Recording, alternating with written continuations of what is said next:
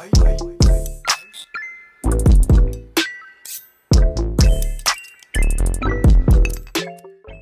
5, 4, 3, 2, 1. Hey everyone, welcome to another episode of the Moon Tea podcast. We're your co-hosts, John and Hugh, right over there. Today we're joined by Elliott Crane, longtime friend, and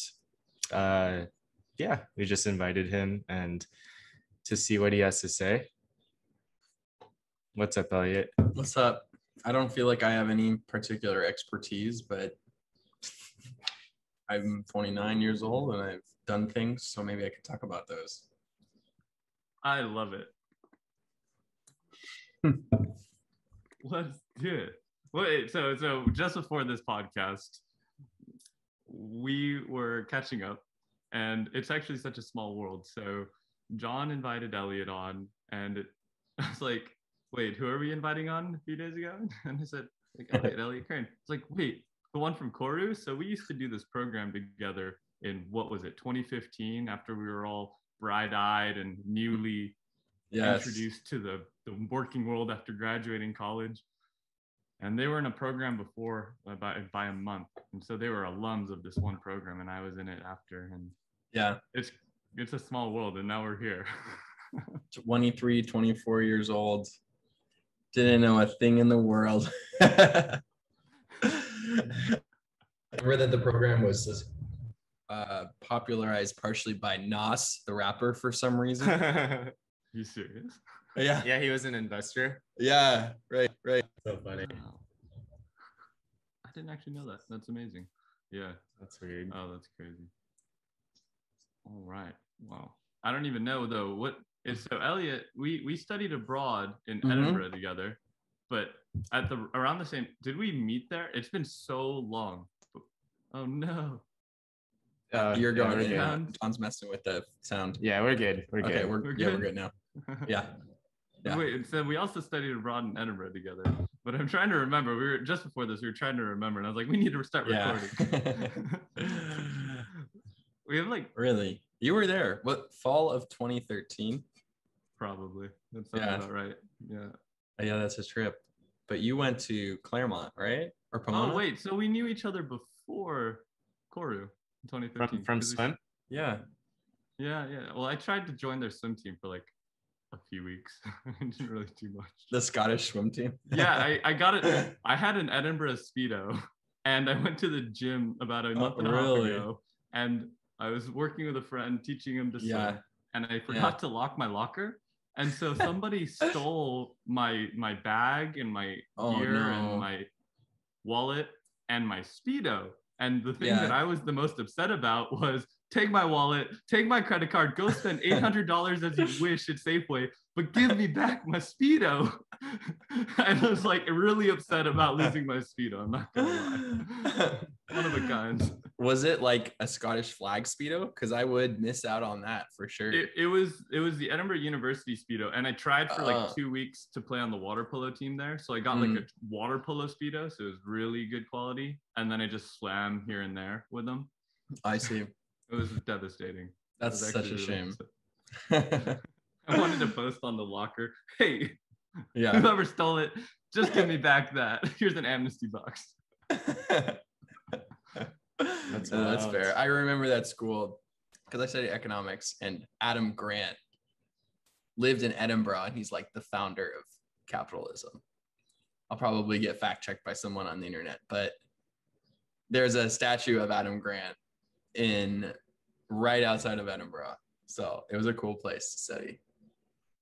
I love it. And you know that Elliott and I both aren't lying that we studied there, because we both say it correct. We say Edinburgh, not Edinburgh. Exactly. Edinburgh. Oh, we learned that one quick. Where are you from? Yeah. I wonder. Interesting. Right. Well, anyways, what do we want to talk about today, John? Elliott? Anything goes. Elliott, is there anything you want to promote to our one or two listeners? Anything I want to promote? I get to plug something? Yeah. What do I want to plug? I want to plug community, because I think that is very valuable. And since that is a theme of the podcast, and the idea that you can create community wherever you go in the world, it's just about getting together on a consistent basis and remembering that there is something more important than yourself. Awesome. How about your Amazon business? You launched not too long ago, right? Yes, I launched yesterday, actually. I am now live selling on Amazon Pilates Bar with adjustable straps and packaged with resistance bands. So now if you go on Amazon, you can buy a product from me that I sourced from China. And so I guess that makes me a business person, because I've wanted to launch a business for like 10 years, but now people can actually go out there and make transactions on Amazon and give me money. So I guess that makes me a business person. American dream. Yeah, exactly. Capitalism. Let's go. That's really cool. So you got into fulfillment by Amazon. It's FBA, right? Mm-hmm. Yeah, Very Amazon awesome. FBA. So they do everything, all the logistics, and I just have to. It's expensive though, and my box is 2 inches longer than the standard size, so I have to pay an extra $3 per item to get it shipped, which I didn't know at the time. So you live and you learn. I'll be having a 3-piece Pilates bar next, so you can go, and then it can be packaged into a tinier box, and then I can make a little more money. Wait, wow. So I know a bit about it, but I don't know enough. So this supply chain that you're going from the giant China drop shipping, but it's now FBA type thing. How would you go from a long bar to a tri bar? Is that something a plan already does, or is that going to be R&D, or you would throw out a design and they would then manufacture it for you? Yeah, it's super easy to get started on and sell on Amazon. Oh wait, we shouldn't actually go too deep. I think we need this to be proprietary for you anyway. We should go into other conversations. It's really complicated. It's really yes, exactly. complicated. Let's leave it gray. It's magical. No one can copy this idea. Perfect. I went in and I mined a special type of metal for these Pilates bars somewhere in Africa. I cannot tell you where. Vibranium? But no, I couldn't say. Could be vibranium, could be Ethereum, could be platinum, could be gold, could be potassium. I'm just naming elements on the periodic table now. But that's really cool. Yeah, it's just I reach out to a supplier. There's a catalog of like 50 items they sell. I'm like, okay, that one's selling good on Amazon, but there's not too much competition. So I'm going to pick that one, which was the 2-piece Pilates bar. And then they also have I just realized they have a 3-piece one. So I was like, okay, same supplier, same contact. I can just switch to the 3-piece and just select it that way. That's so cool. Have you made any sales so far? I have not sold anything. I'm meeting with my Amazon FBA consultant, Vlad, tomorrow, who lives in Chicago. And he is going to provide me some insight on if I should be selling to friends and family, if I should start with some advertising. So I've been working on this since December, which was from the research phase to the sourcing phase to the supplier research phase up until now. Photography as well, writing a copy, everything like written on the actual page about the product. And now it's finally live. So now basically I need to promote it and get sales and get reviews, because who buys a product without any reviews, even if it's a good price? So that's where I'm at now. I love it. My first job in high school that was not really a job was writing fake reviews for a law firm office. So I'm not proud of it. Interesting. I wonder how you do the chicken and the egg on the Amazon store. Fake reviews. Don't do that. Very unethical. I needed money, I guess. Yeah, I think Amazon would catch me. Yeah, so that's really cool though. So why did you start that? I know that you're an econ major. I actually genuinely don't know very much more than that, other than we've crossed paths a few times and had a good time when we met. But you and John have stayed in touch, and now we're here. So catch us up. What's Elliott been up to, and how have you ended up becoming such a micro entrepreneur, in the end becoming a maximal entrepreneur, I'm sure. So let's see. Since I graduated from USC when I was 22, 7 years ago, I bet you I've had at least 7 different jobs. I've worked for Amazon. I've worked for Indeed. I've worked for Microsoft. I've worked for Nintendo. I've worked for a small community beach by my parents' house. And there's some roles that I'm sure I'm missing. Oh, masterclass. Wow. And you've been to how many countries? I've been to slightly more countries than jobs that I've had. A lot more, like a dozen more countries. Yeah. And one thing I realized there is that working in tech is great. Like, compensation is great. Work-life balance is great. Coworkers are generally fun and chill, but I love to travel. I love being my own boss. At least that's my aspiration.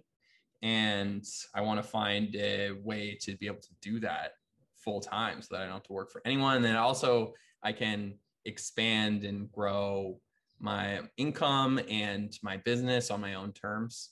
So I thought that Amazon FBA would be a great way to start something like that, because it is very much a tried and tested type of business to run. And so there's so much guidance out there for how to do it. And I thought, like, instead of having some grand vision for creating some idea that no one has ever thought of before, building out a business plan, getting investors, partnering, all that complicated stuff, I would just start with like the simplest possible business that I could. And so for me, that was doing Amazon FBA. I love it. That is so cool. So are you working a job at the same time, or are you going full nose deep, toes deep? I don't know what deep, but just going in and full time on this. A nose in the hose deep, definitely. And I'm working at Nintendo right now on the video game recommender system. I'm a data scientist there. Personally, I like just telling people when I meet them that I just recommend video games to people, because then people are like, wait, do you work at GameStop? I'm like, I do not know. I do what? you the AMC GameStop thing. I don't know. Yeah. Oh yeah. Yeah. And but yeah, there's 17 million customers in Europe, and I'm helping build the system that provides them all with personalized video game recommendations, similar to how you go on Netflix and you see, for Hugh, we recommend, what are some recommendations you'd see on your Netflix page?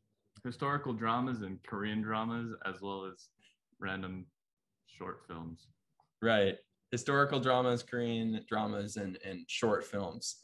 And for video game recommendations, you'd have recommendations for you, which, based on knowing you, maybe one of those, that game where you're a race car and you drive around and you hit the soccer balls. Oh, yeah. What is that called? The flying Rocket League?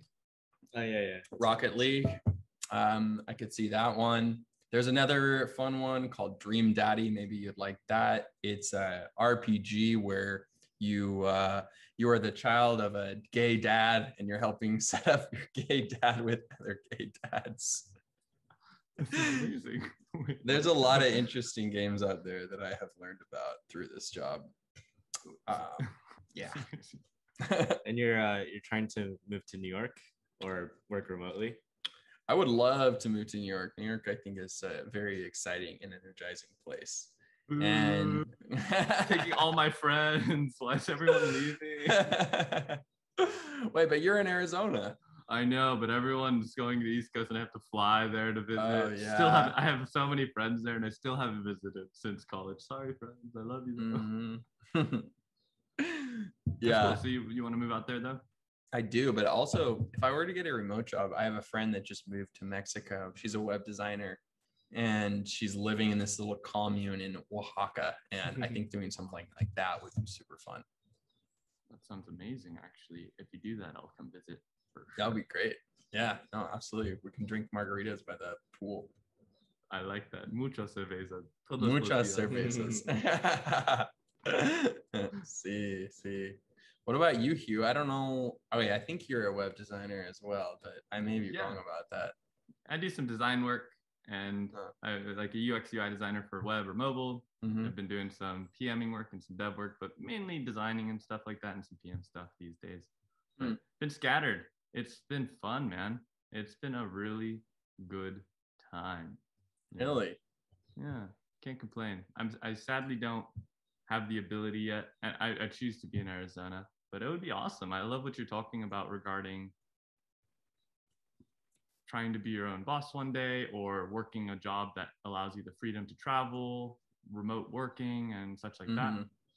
And yeah, that's really cool how you're tying it all together in that sense. So you're still working at Nintendo, and you're doing all of the FBA and such. What is it that kind of got you into it? Because I'm still trying to figure that out for myself too, regarding how do I not just work, but also have a good time doing other things and trying to put other irons in the fire. So what is it that got you started there? Oh, it's a good question. I worked for this company in 2015 called the Mimic Method that taught languages through rap. And that's another company that I didn't mention. I worked for them when I was in Vietnam and Hungary. They were a mobile company that like moved around to different places in the world. And I worked for them for 6 months. And then because the founder didn't really have a great position for me, like he was just kind of threw me on to this project because he liked me. And even though there was no specific responsibilities, he was just hoping that I would create value somehow, which I didn't. And so he let me go. And he told me as he let me go, he was like, I think that you should try doing Amazon FBA because you're very analytical. You like thinking about data. And this is a perfect way, like the way that you do Amazon FBA is through data and analytics. And so I took his advice and started doing research, and I found what I thought was a really great product, which was actually originally attaching wine label. It was like stickers the size of wine labels that you could slap onto wine labels for different events, like, and it would say things like happy anniversary, happy birthday, happy Kwanzaa, whatever. And I was so close to starting it, but I just did not have the confidence to launch at that time.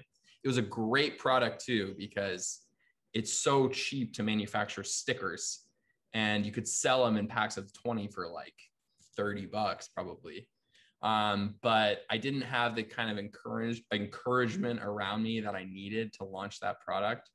So put it on the back burner for a couple of years, and then realized last year that I still wanted to launch this product while I was in Sri Lanka with a friend, talking to her about how much I love travel, and was kind of re-inspired to try and find some business that I could create that would allow me the opportunity to travel and be my own boss. And I realized that I really needed a mentor at that time, because who could kind of push me through the whole process, since I just kept getting stuck and not knowing what to do, not knowing how to proceed, a lot of different like paths that I could have gone down with a given product's development and launch, and getting stuck there. And so I paid $2,000 for a consultant who would guide me from this product research phase to the actual launch. And I'm super glad that I did it. I was very scared at the time spending that kind of money on one, but I was really grateful that I did, because I mean, I just launched a couple of days ago, and I've been trying to launch a product for like 5 or 6 years. And so he definitely helped me get to this point. Wow, that is so cool. And is it like a one-on-one mentor? How did you find this type of person, or is it one of those group thingies? Yeah, it's a one-on-one mentor. There's this website called Jungle Scout, which is FBA Amazon FBA research tools, and they also have the marketplace where you can pay for different kinds of consultants like photography, product research, and then there's the mentorships that you can buy that are like full product launch. And so I bought that entire package through this guy who had really, really high reviews, and that's how I found him. This is amazing. Well, I have 2 friends that I know that are just joining a Pilates program, so I will definitely be throwing that link in the description below for anyone interested. Oh, great plug. Yeah. How about you? So you said you were interested in starting a business, or you're interested in maybe some kind of business development. Can you tell me more about that? Oh, yeah. Well, you're going to have to listen to episodes 1 through 10. Oh, I see. Yeah. Damn. I was caught having not listened to all the episodes. That's way too much to listen to. No, you listened to a little bit of episode 1, right? I did. Like that intro is fire, by the way. That was all John. Hey, John is amazing. That was me finding someone on the internet to do it. What a talent scout. that eye. He's like, I want that one. It's like, oh, that looks amazing. Yes. Please. So yeah, it worked out really well. I feel like John and I really bonded in a way where both of us have quite steady jobs. We have a lot of solid priorities in life regarding, family, friends, community, and then job as the hierarchies that we kind of have established. Mm-hmm. And then trying to figure out how do we continue to not just consume content, but also create some content. And what does that mean? I feel like creating content is different for everybody. Mm-hmm.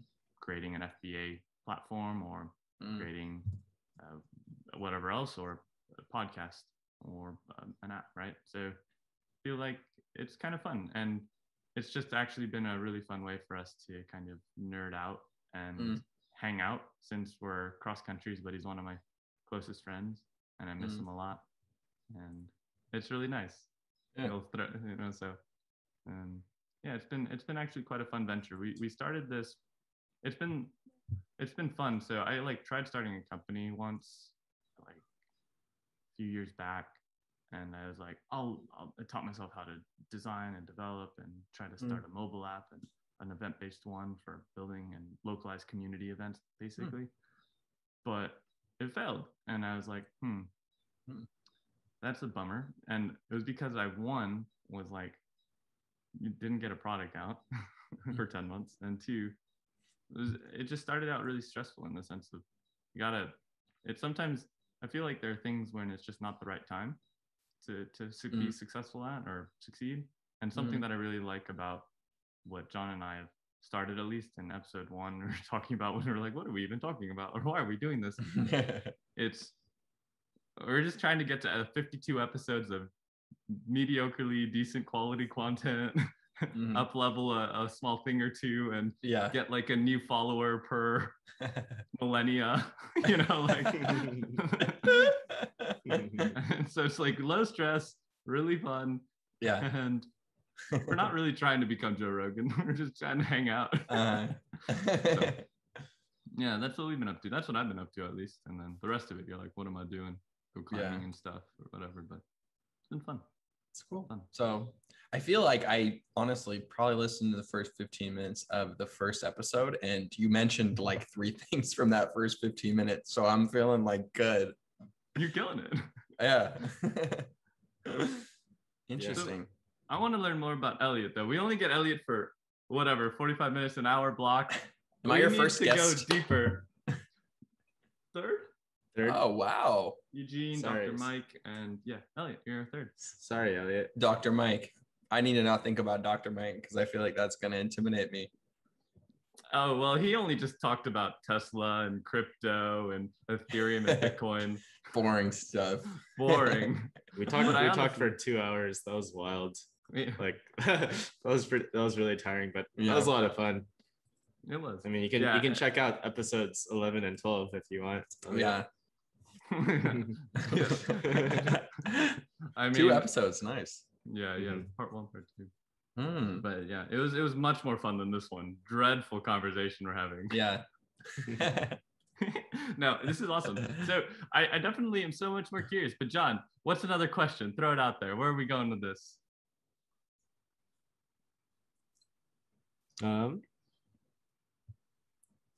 Let's see. Yeah, well, I'm curious about, I don't know, what are some like cool things that Elliot that you want to do with respect to travel, like maybe in between jobs? Like what are your dreams and aspirations with respect to like fun things that work provides you, but yeah, like how are you, like if you had a, this is a separate question, but like if you had enough money where you could retire as a king in Thailand if you wanted to, how would you spend it, and would you keep working? Wait. That was like 4 questions, but feel free to just monologue. Understand. So if my choice, if I'm a king of Thailand, I'm the king of Thailand. No, that sounds pretty limited. Live like a king in Thailand. Oh, not literally. You have enough money to in Thailand. There's only one king in Thailand. You're not going to take him out for me. Okay, sounds good. I actually bought a ticket to Egypt and Jordan for November, so I'm really excited about that trip. I can't answer your question directly about where I would want to go right now, because I just feel like in this phase of life, I'm kind of like, I'm really more thinking about like, what do I want to do for my next career move, and what do I and where do I want to live? But in terms of travel, I definitely want to keep exploring the Middle East. I've been to Morocco, and just for me, having experiences that are unique, and in terms of travel, culturally different environments for me is really exciting.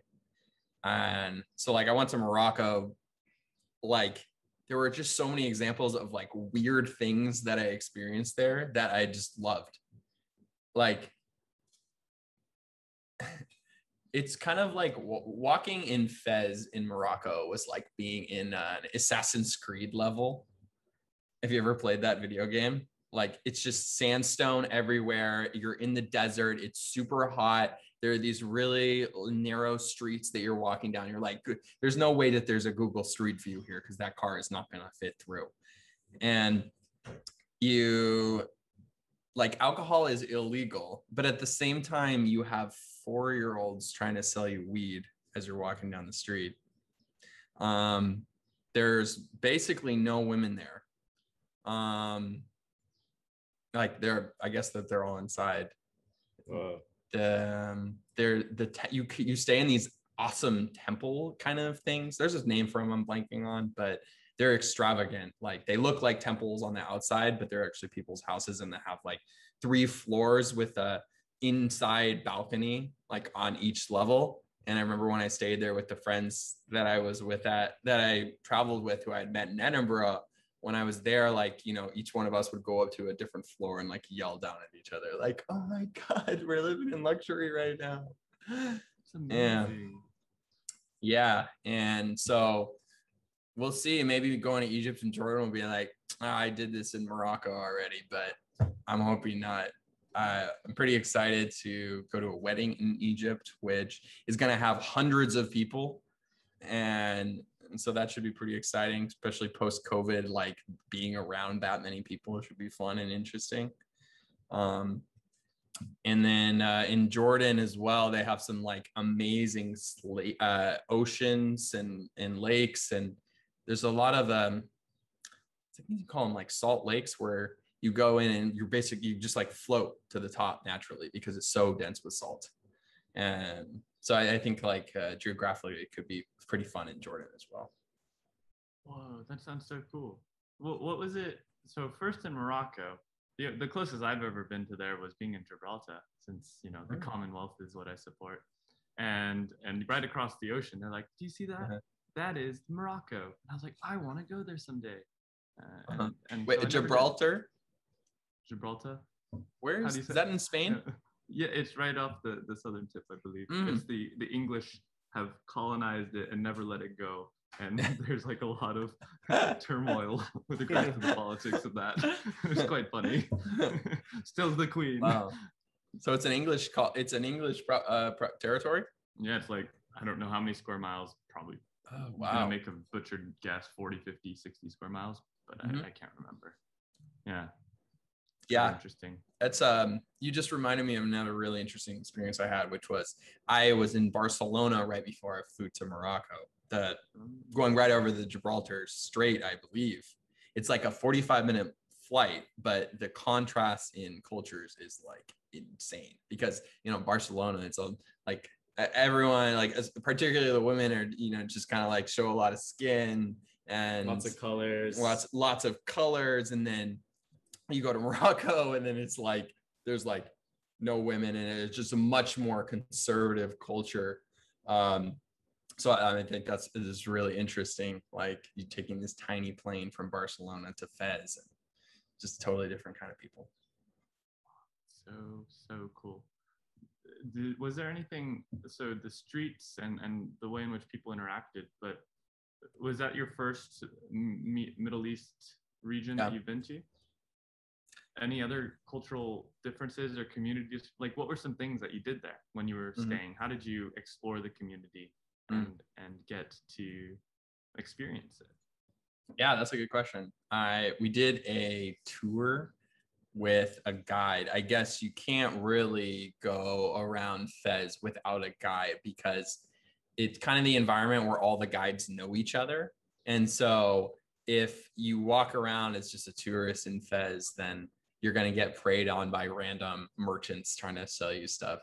So we hired a guide who was actually the uncle of the Airbnb owner. The vibe that I kind of got is that like everyone was connected to everybody there. And if you had any kind of service you wanted, like some guy has a cousin or an uncle or whatever that will hook you up.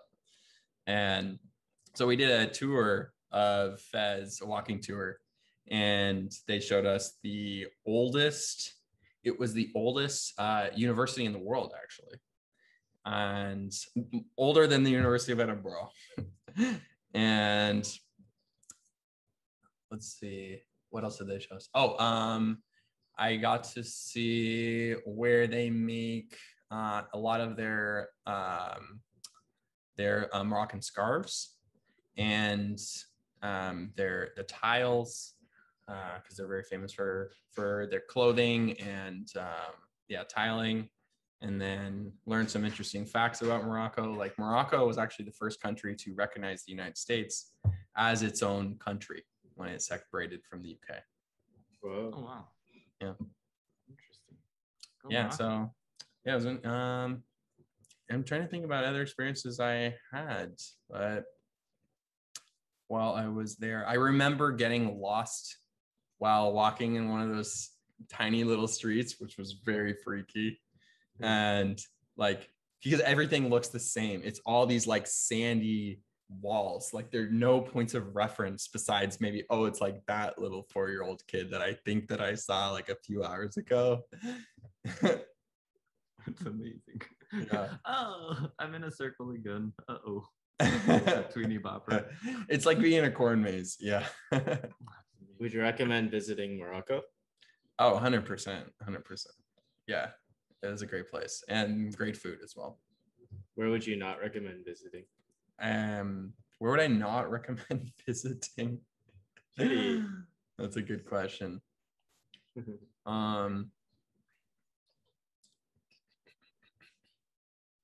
okay if you don't have an answer. Yeah. Everywhere is awesome. Of that though, I guess, is what are the places that you have? You don't need to list them all, I guess, or you can. And then what are your top 3 places? Because I have a travel bug. I definitely want to find some more cool places. And what would you suggest? Some cool places. I would recommend going to Laos. And it's very, very underrated, super cheap. It's not touristy at all. So you'll get very much of an authentic experience when you go through there. And a lot of history that people know, they were bombed a lot in the Vietnam War. So as you're going through, as you're traveling through Laos by boat, which is what most people do, because there's this river that goes all the way through Laos. You hear bombs exploding in the hills, and it's actually them. It's them intentionally disarming landmines that were left over from the Vietnam War, and like that's still going on today because of all the stuff that was left behind. Wow, that's incredible. So Lao is Laos, right? So yeah, but it's correct, I'm guessing, to call it Lao, not Laos. That is correct. It's like Edinburgh. It's silent. Right. The end is silent. Fantastic. And so this is in Southeast Asia, so it's like near Thailand and Vietnam and Cambodia. It's like its own country, right? Okay. Yeah, it's its own country. I may or may not be Googling some facts on it. So I'm just like, where exactly was this again? That's awesome. That's amazing. And so you were there, and how did you end up there? So I have not been traveling, and dude, quarantine's been happening too much. I need to experience life through you right now. For sure. I don't think John intended for this to be the direction, but this is where we're going. There's no direction. It's just whatever happens. Yeah. Yep. That's just like my trip. There was no direction or intention. Going to Laos was a very last second decision that I made when I was in Pai, which is this tiny little town in northeast Thailand. And I had met this hilarious British guy with long golden curly locks named Simon. And he told me that he was going to Laos on this 3-day boat trip. And I was like, well, I'm just chilling here in this hammock, drinking a beer. Might as well go with you. And so I jumped out of the hammock and got in a van. I did pack my stuff first, and then got in the van and then drove to, first we went to Chiang Mai, picked some people up, and then drove to somewhere along the border of Thailand and Laos. And I believe, Hugh, you can fact check me here, but there's a river, right, that goes along the border between Thai and Laos, right? Like it's like right along the border. Fact checking. Verified. Sweet. What's it called again? Is it Yangon? No. Oh, let me zoom in a bit more, actually. They're giving me cities along it, but not, there's the Mekong River. That's it. Yeah. The Mekong River. So we're traveling along them. So we started north in the Mekong River, and then it was me and like 100 other Europeans and Canadians and Americans. Thank you for that. Will our viewers get to see this screen share? Yeah. Okay. Now it's screen share on the YouTube video version. BNTN. Yes. All the memories are coming back now. So you were in Thailand, and then you ended up in Laos. Yeah. And you were in a hammock somewhere. Fantastic. Yep. So cool. Yeah. So were you staying in a hostel, or were you just kind of chilling in hammocks for fun? Yeah, I was staying in a hostel. It's called the Spicy Pie. The Spicy Pie. Spicy Pie. In the city of Pie. Yeah. Good memories. A lot of chill people, and yeah, it was a fun time. Some things I don't want to say to put on the internet, but no, we'll have to go off the record. I want to hear more stories. Elliot, we only have like 1 or 2 listeners, so it doesn't matter. Yeah, that's true. I don't want to get canceled though. I mean, all right, I won't press it. I mean, it's totally fine. That's okay. What's so you're traveling through, and if there's any stories to share that aren't totally cancelable, I'll just say that, people in Pai, I wasn't necessarily enjoying them myself. Enjoy these things called a mushroom shake, which is a milkshake you can buy at the cafe, which has mushrooms, a special kind of mushrooms. Shiitake, for sure. For shiitake, yes. Thank you. Yes. That's awesome. You got my drift. Yeah. Really, really cool. Yeah. I'm guessing that's actually really crazy. So I once did a solo trip to Peru, And I met some people there, and they're like, yeah, you can buy this type of stuff just all along in Mexico and there. Is that also a thing in Vietnam and Thailand and stuff? Yeah, in Thailand, yeah, for sure. It's kind of crazy because the government, like, you can get executed for being a drug dealer, but then also they sell mushroom shakes at a cafe or at the hostel. At a cafe, yeah. Like at a cafe. Yeah, it's like Amsterdam, but not legal, but legal enough. Yeah. That's really cool, crazy. Yeah. If you want to go on a spiritual adventure or a vision quest, I guess, go for it.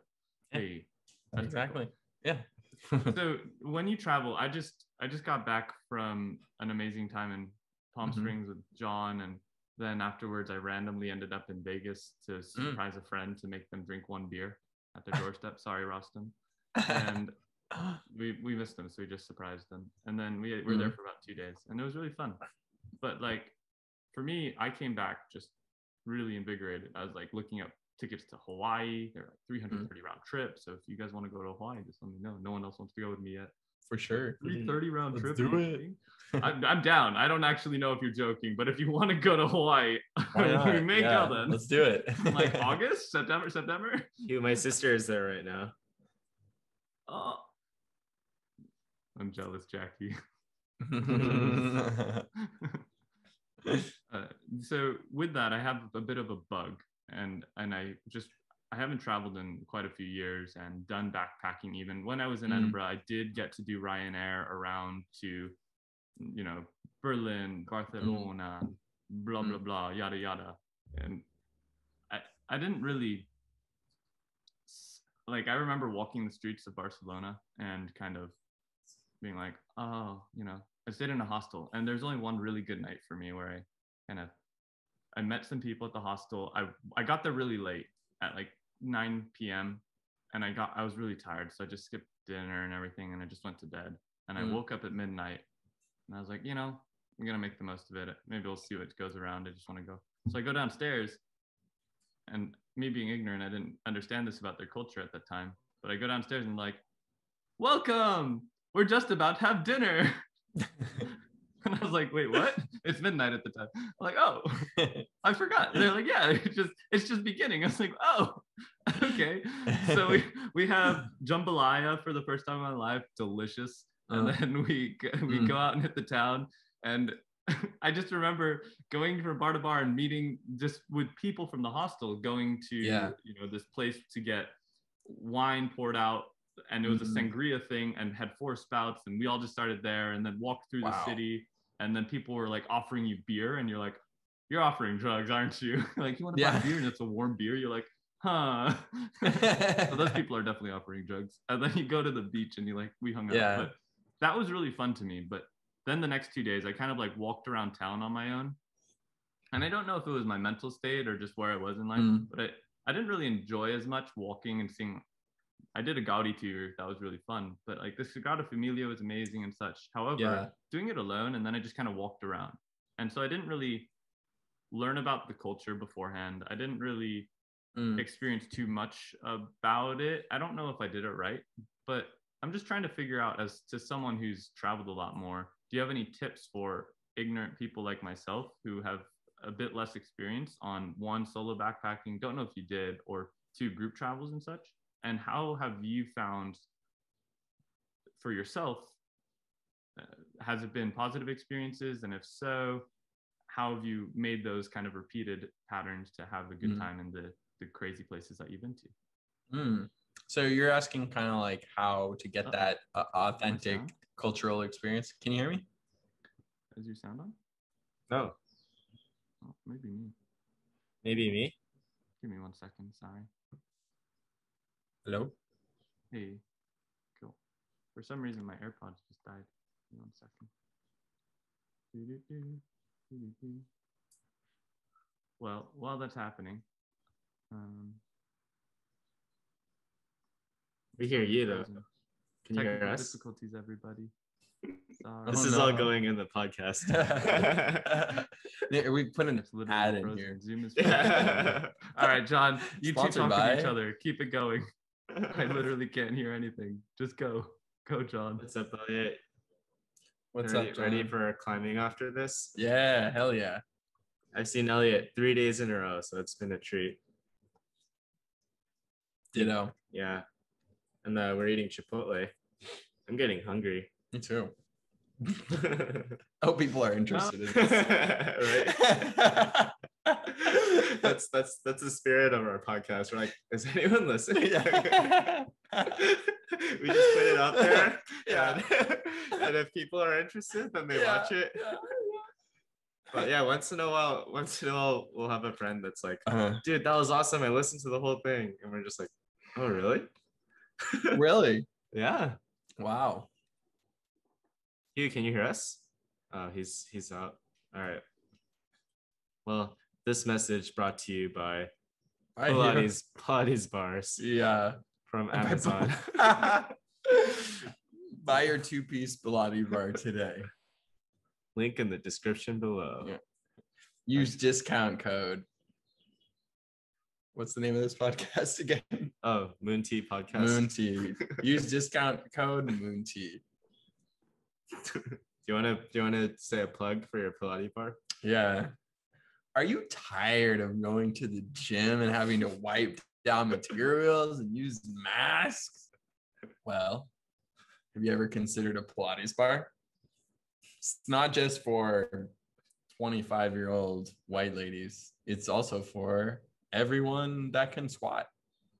So please try it today, and I promise you won't be disappointed. Bam. That's awesome. Thanks, dude. Dude, I'll be pumped when you get your first sale. Yeah, I know, right? I'm so excited. I hope it happens because I know you put in so much. Maybe it's us. I hope this is all recording also. Yeah, I hope so. Let's see.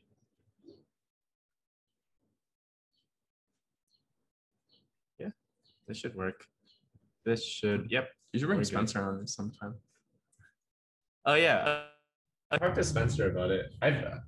Everyone that I see on a weekly basis, I'm on, and then I realize I need to just be like, stay, because usually everyone's like, oh yeah, that would be cool, and then I have one friend who's like, hey, you wanted me on your podcast, and he's gonna be on next week. Yeah, that's great. But yeah, we're on YouTube. We have like 13 episodes. Just weekly episodes. It takes me like 10-15 minutes to edit them because I add the intro. Yeah. And then I listen to everything and I add the chapters. It's like depending on what we talk about. You do. But script or like an auto scripting or no, but I know those things exist. Yeah. We just need to do more. Like I'm sure we could put our podcast on and Apple Podcasts and all of that, but I just don't know how to do it for free right now.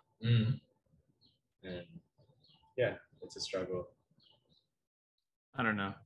We're just going like this. You guys can hear me. Can you hear me? Can you hear us? Yeah, but I don't know what's going on. I think my computer has it's only 256 megabytes or gigabytes. Yeah. So it's somehow the RAM's gotten overloaded and there's not enough storage, so it's going really slow. Anyways, sorry. It's been about an hour. I know, but I want to finish this final question though. Oh yeah. All right. Yeah. And then we can finish it. So Elliott, what was my question and what is your answer? I think your question was, how do you recommend enjoying? Like, how do you get a meaningful experience out of a country or a new city? Right. Yeah. That's a good question. And I think that is the opposite of what most people think. And it's to spend as little money as possible. And that's more of a result of how you do it than the actual intention. So I only went to Medellin in Colombia for 4 days, but I felt like when I was there, that I got a super meaningful experience there, because what I ended up doing was I did Couchsurfing and I crashed with 2 different Colombian guys in Medellin for The first guy for the first 2 days, and then our guy for the second 2 days. And with the first guy, I got to hang out with him. I got to hang out. We went out and we went partying. We drank some of their local liquor and did the dance. Did the dancing in the club. Danced with some Colombian ladies, and and then with the second guy as well, like went out with him. And I think like for me, that like actually living like a local, like I'm literally, you know, in his bedroom or adjoining bedroom. That was, I mean, that's about as close to an authentic experience I think you can get. And then also these are people who are, they're the hosts for Couchsurfing are people who are doing it out of the generosity of their heart, because getting paid, and you know, they just like people. And so I think like that level of engagement and enthusiasm from the living like they are. And then also I'm only going to be doing the activities that they suggest and want to do with me as well. Is going to give me a really authentic experience as well. And then the fact that the money isn't really that involved, it's becomes less, I don't even think about it. It's a kind of a distraction, I think, sometimes when you're traveling. How much does this cost? How much does this cost? And when you're doing it on a budget, on a shoestring, you forget about that. And you're just like, you know, I want to go to the restaurant you go to, even if that's like a $5 per meal restaurant. I want to go and party like at the places that you would go normally and party, like just this, you know, normal guy kind of like me. And so yeah, I think Couchsurfing in a very concrete and specific suggestion. I've also used it to like meet up with people and go to parties, and then you can just do like hangouts on Couchsurfing with locals as well.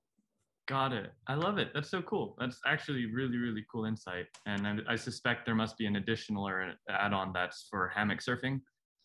That's awesome. Yeah. Cool. Well, I actually wish we could talk for longer. Maybe one day you'll be okay or open to opening up your schedule again and joining us. I would love to. No, this has been a real treat, honestly. Elliott, anything you want to, any parting words to our one or two listeners? Anything? Three now. Yeah. No, What? 3 now? I don't know. Oh yeah, 3. I'll tell my mom to watch. Be a Couchsurfing host. I think that there's a necessary other side to all this travel, right? Is the people who make travel amazing for people that want to come and enjoy the city that they're visiting. So if you have the means and the time and the opportunity to be a host and host someone, or even just host an event and meet up with someone who's traveling, then you can give someone, you know, in Chile and Israel and Senegal an amazing experience of Seattle, so that they can have, you know, their equivalent podcast and talk about their experience visiting Seattle. Oh, goodness. That is amazing. Oh, Mr. Elliott, Senor Elliott Crane, you were amazing. I think we sadly have hit the hour. So I guess with that, we'll wrap up this episode. This is yet another episode of the Moon Tea Podcast with the guest starring Elliott Crane, your co-host John Kim, Hugh Berryman. Thank you again for tuning in to another episode of the Moon Tea Podcast. See you next week.